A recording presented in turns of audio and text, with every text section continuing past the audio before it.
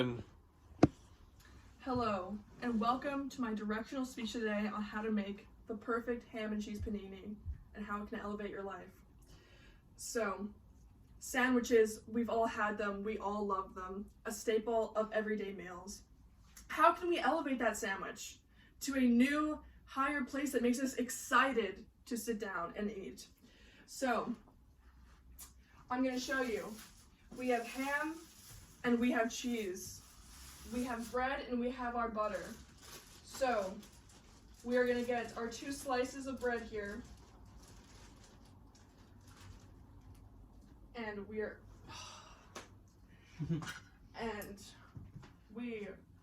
going to butter them. Make sure they do not stick to the pan. This is a very good way to do that, while also adding a richness. All right. And then we're gonna get our mayonnaise and our mustard, our condiments that help keep the sandwich not dry and maybe even add a little kick. Very simple things to do. Mayonnaise and mustard that everyone has in their everyday pantry. So we just spread. Mustard, mayonnaise. And then we get our ham. We put that on one slice. We get our cheese. We put that on the other slice. We put those together. We have the sandwich. Now, it is time to plug in your grill. And we're gonna hear a nice sizzling sound, yes. And while that is cooking, I'm gonna take you through the ham and cheese panini and all its complexities and why you should add it to your routine. Alrighty. So, yellow mustard versus Dijon mustard. Yellow mustard, we all have it, we all know it, we've all eaten it on a regular basis. But Dijon, it's a little different. It's made according to kitchencommunity.org. Dijon mustard is made with black and brown seeds, which gives us a bit of kick and a fuller body, and adds something you're not expecting from your sandwich, something welcome and new. Umami. Umami is the 5th taste. It is described as savory. And according to Science ABC, according to mindbodygreen.com, the umami taste, it satiates your appetite beyond what a normal, maybe sweet or sour would do for you. It really makes you feel comfortable with what you've eaten and full and satisfied. And that's what you're looking for in any good meal.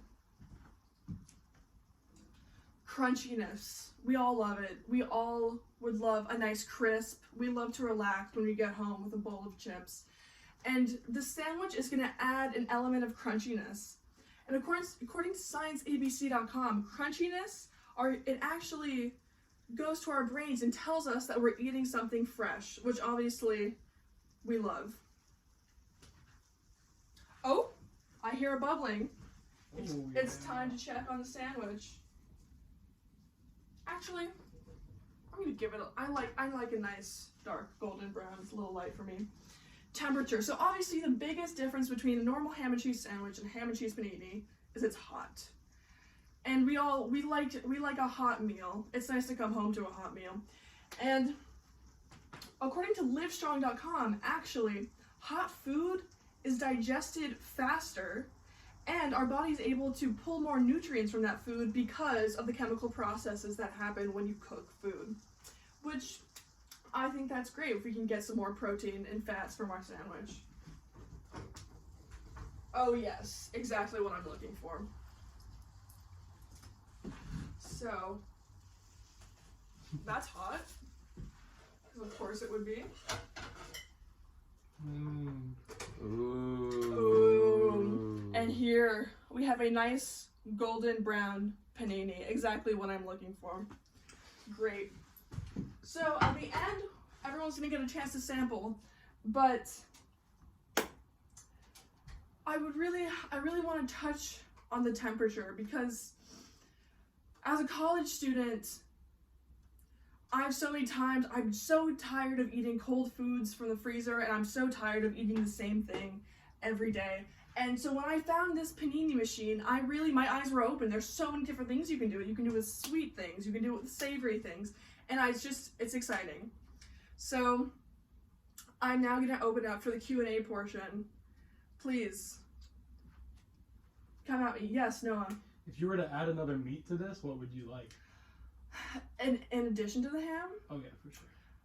Or replacement if you want. I would probably add maybe a mild salami, or turkey for those who like a mild meat, nothing too abrasive to the senses. So I think that could be an either and or situation. Great, thank you. Yes, John? I was wondering about the mayonnaise part. Yes. You said you could put mayonnaise in your hair. Just curious about the pros and cons. So that is not a panini related question. So we can talk about that later. Right, my bad. Yeah, Brandon, what about you? Whenever I try to make a panini, I burn it. So, can you explain the timing a little bit better for me so that I can know when it's cooked? Yeah, so I have the luxury with my George Foreman. The light turns green when whatever is being made is ready. But there's an auditory, especially if you're making something with cheese or something that has a condiment that is prone to spill out.